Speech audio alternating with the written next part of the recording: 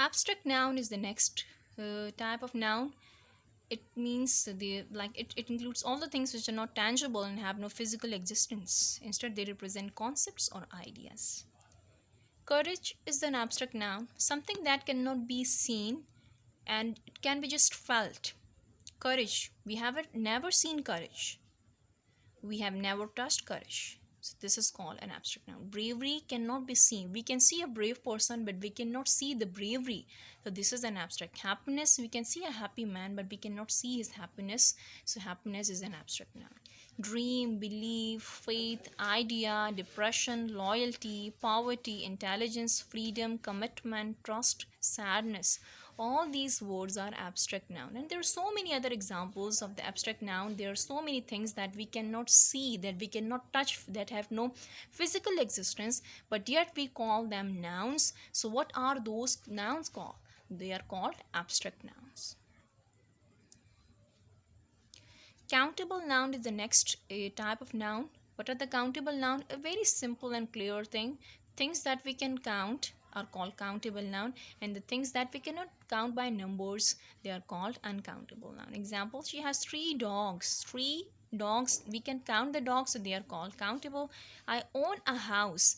Now a or an can be used for the identification of something which is one, because these are the articles that denote one thing. So a house mean one house. She owned two houses. So again, a modifier should be applied before a noun that shows the number of that particular noun.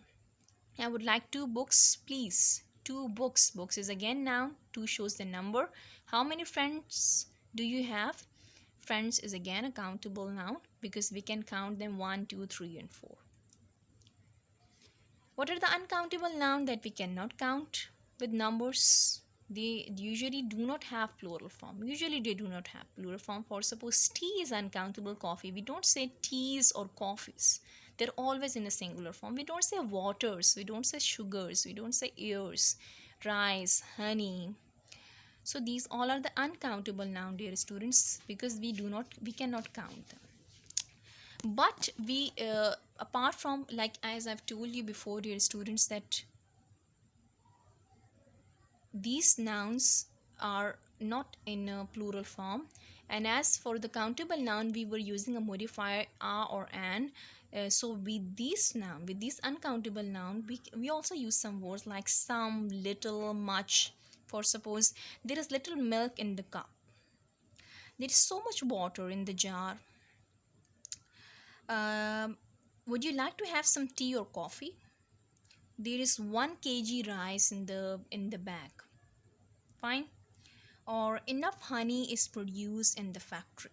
So enough, some, much, little, all these words are used for showing the quantity of uncountable noun, but on the other way we cannot count them because these are uncountable. Okay, so dear students, now coming towards the exercise of the unit regarding the types of noun.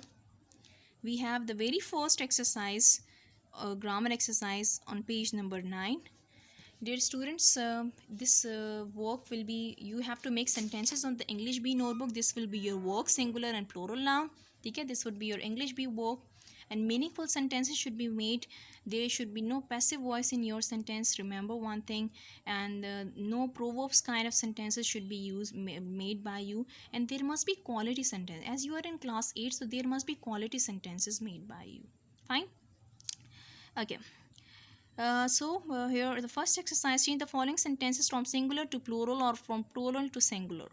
A book is a good friend. Here book and friend is singular, so we'll be changing them into plural.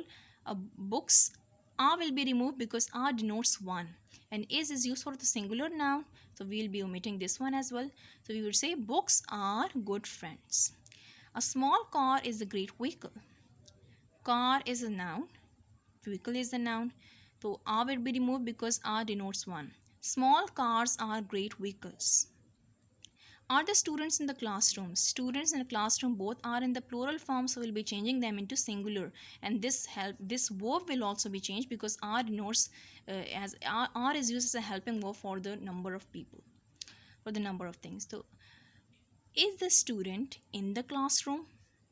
These glasses aren't for those women to wear. Acha, dear students, I told you before that glasses will always